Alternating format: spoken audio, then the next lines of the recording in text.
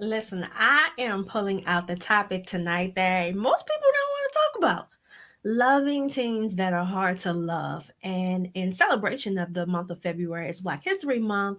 It's the love month where we commercialize buying our loved one things.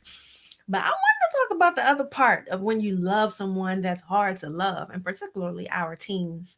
And so that's why I chose to start off the month of February with this topic, loving teens that are hard to love. I'm Lanita Hostin, and um, parents who have high school students hire me when they want their child to stand on their own 2 feet after graduation. And by working with me, I help their student to devise a post productivity plan that allows them to be both competent and confident in pursuit of their dream career so that they can make their parents proud. Hey, Deaconess Moses, thank you for joining. So, Deaconess Moses knows the drill. If you are live, you can watch, drop in the say, hey, I'm watching. If you've never watched before, you can type in the city in which you're watching from. So I'm excited about tonight's topic. I want to preface the conversation by saying I am not a professional practitioner. I did not study psychology, sociology. While I do studies in learning how young people develop and how their homes affect their upbringing and them pursuing the thing that they dream of. I do not have a professional counsel background. I am not a mental health expert, and I am simply really gifted with really loving on young people. And I make relationships with them very easy, even in the beginning when they have a lot of resistance. And so I have two stories that I'll share with you later on today, but I did want to preface the conversation by saying that. Okay, so let's just address the elephant in the room. What makes a teen hard to love? And I have my own things that I thought that makes him hard to love. But I did go on Google to see, like, generally speaking, what makes him hard to love. And so I want to give you a few of those. One of them is a self destructive teen. Like, they're always doing things, they're battling with things that are harmful to them, and they know it. Drugs, alcohol, maybe it's promiscuity, maybe it's truancy, or just being disengaged from academics. That's self-destructive behavior where they themselves are making decisions that affect them and they already know that, but they're choosing to do it anyway. So those kinds of teens are hard to love because we find that we are repeatedly um, correcting them, and we find that they are not listening and or they're not having a behavioral change. So that was one. A teen who has an emotional wall up. Like, there is nothing that you can do that will make them smile, at least for the long term, that would make them feel excited, that would make them, like, give you the feeling that they used to give you when they were younger. We'll talk about that, the stages of adolescence as well. So the emotional wall, the stonewalling, the whole, like, emotions don't live here, that sort of thing, that also makes a teen hard to love. If you find that they're dishonest frequently, like you find yourself like, why did you lie about that little thing, little white lies that build up and create big lies? You find that they're just dishonest for no reason, as we would say. It's that's hard to love too, because at some point you want to believe um, the things that they bring to you or the challenges that they have, but sometimes it forces you to kind of question, like, the place of integrity in which it's coming from. So that was another one that I commonly saw. Another one is one that never takes responsibility for their actions. Like, every time, like, you may find yourself saying this, how many times do I have to tell you? And it's like, I don't know, I didn't do that. I didn't do that. And never owning up to that, or never, like, being able to say, you know what, mom, you know what, dad, I could do better. Or, being I guess not refusing the correction, but just not owning up to their own faults. And part of that is just not knowing how to apologize. And to some degree, that's learned behavior, but that's neither here nor there.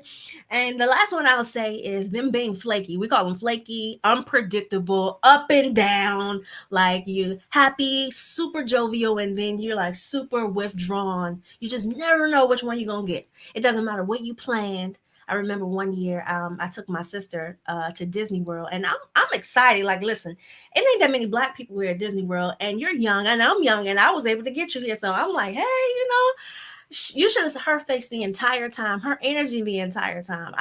We had to have a heart to heart because I was feeling some kind of way. Since these coins, they cost me a lot of money to get you in this park.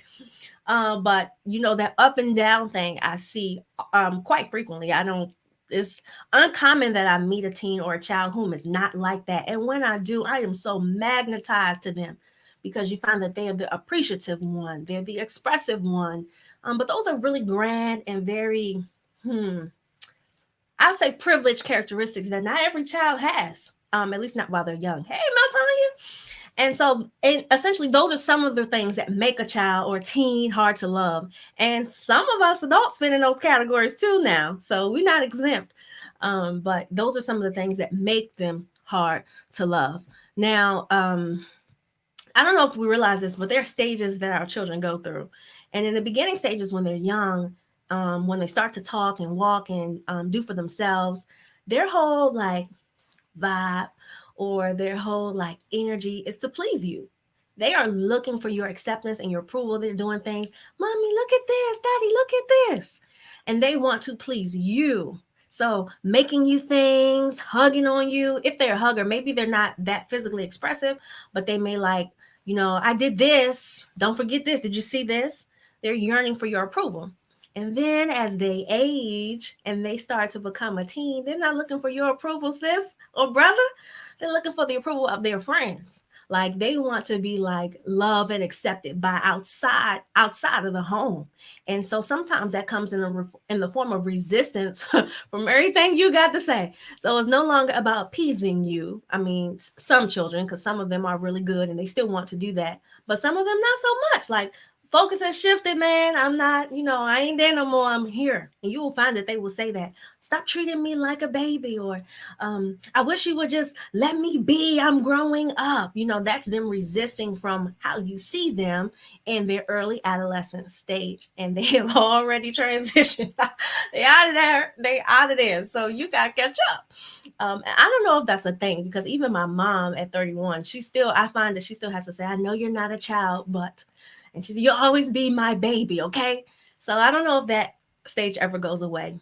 But then that contributes to the resistance and making them hard to love because their focus has shifted as they age.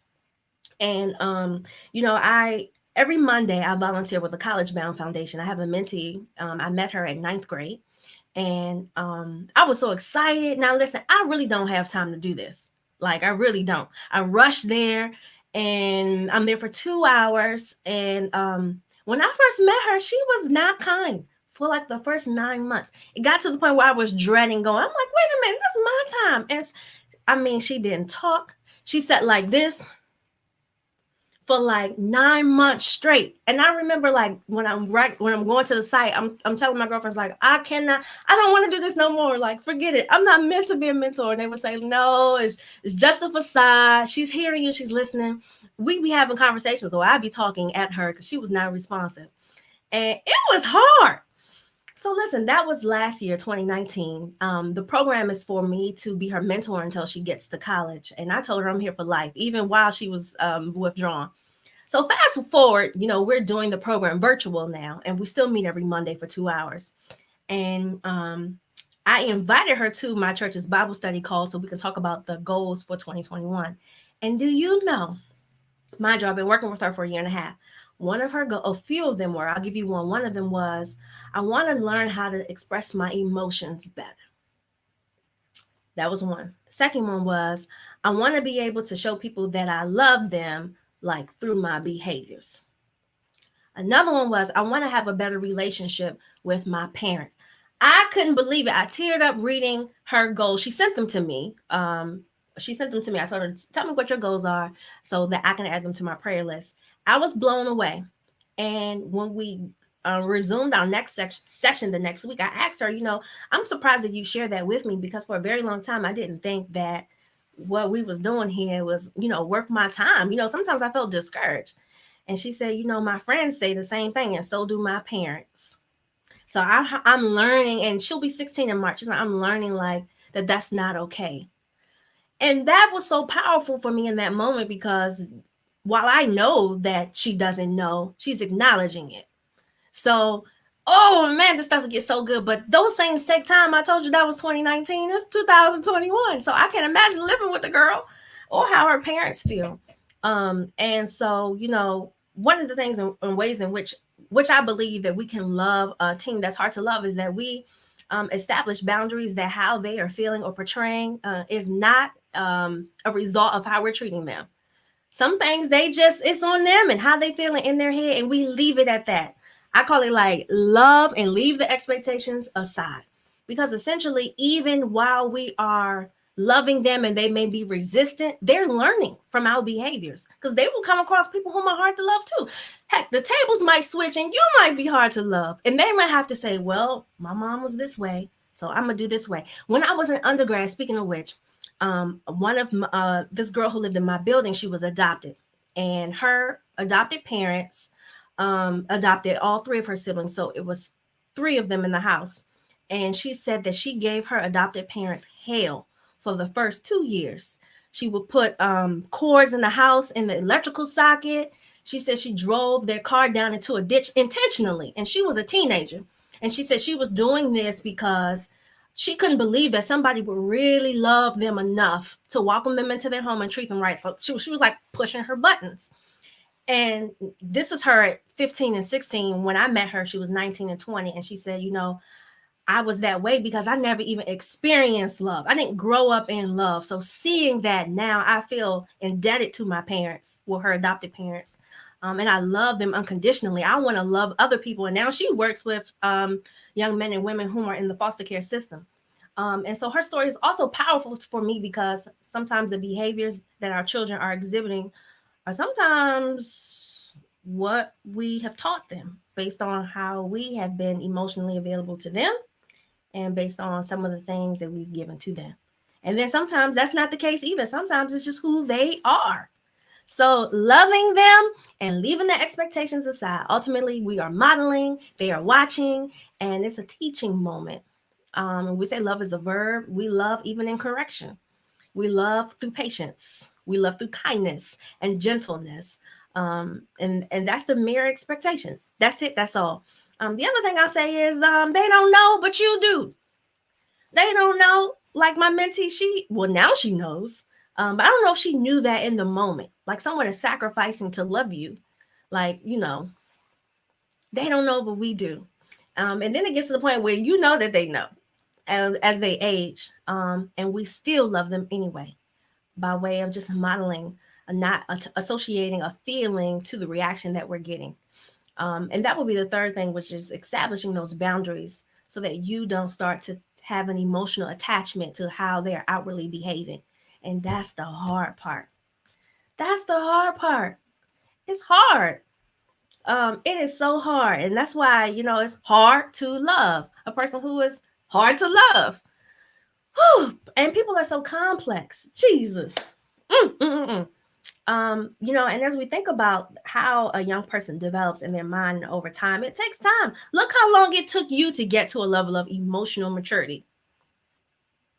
It takes time, and we extend grace and we operate in a level of forgiveness because we're setting the example. I want to end with this because my goal is to never go over 15 minutes. While we are loving persons whom are hard to love, we have to be equipping ourselves, like how we feed ourselves, where you get that from. You may get it from other relationships. Maybe you have one child that's hard to love and the other one that makes it so easy. And then you express gratitude and you give them love. You give them love too. Not more love, but you give them love too. But we also equip our minds. Like we have to sometimes intentionally and to remind ourselves, like, you know what, the goal here, I'm here to foster the life of a young person. And then after that, it's up to them. So sometimes we do that by reading. And this book is good. So this book, 31 Days of Prayer for My Child, is really, there's so many prayers in here about different topics that I've never really seen people put into paper, but we experience them in life. I'll give you one.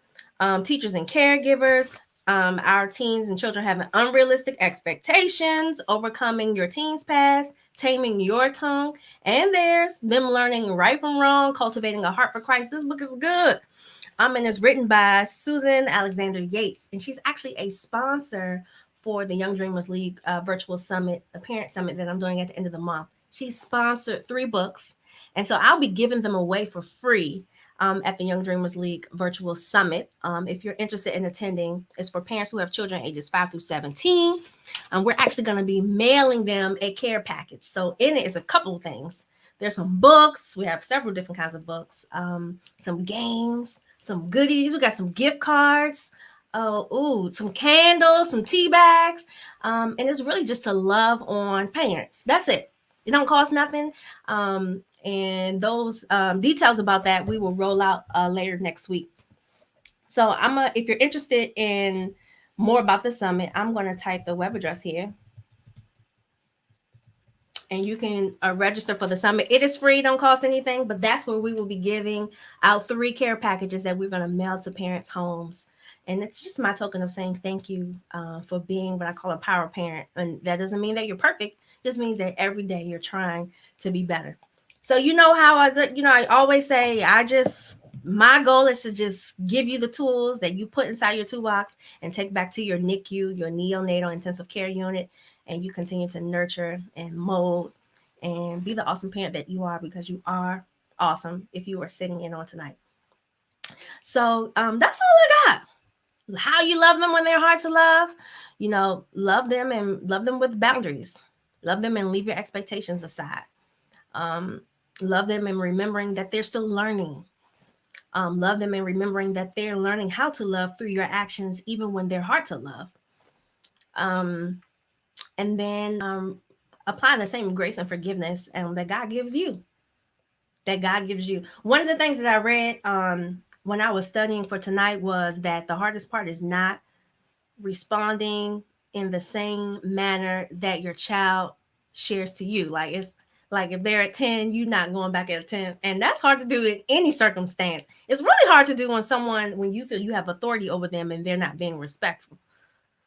Whew, I don't know about you, but that steam that come out the ear, and like when it feels like you hear the steam, you so mad, like that kind of thing. That's a trigger. Um, that's real. But remember, grace and forgiveness, and modeling the behaviors that we want them to exemplify, because they're gonna come across some authority figures, some spouses, and possibly some children who behave just like them, and they would have learned from you or me. So that's it for tonight. For tonight's Teenage Thursday moment. Thank you for joining me. I'll meet you again next Thursday at 8 p.m. Eastern Standard Time sharp. And if you are watching in the replay, let me know what you learned. You can drop that in the comments. Okay, I'll see you next week. Bye.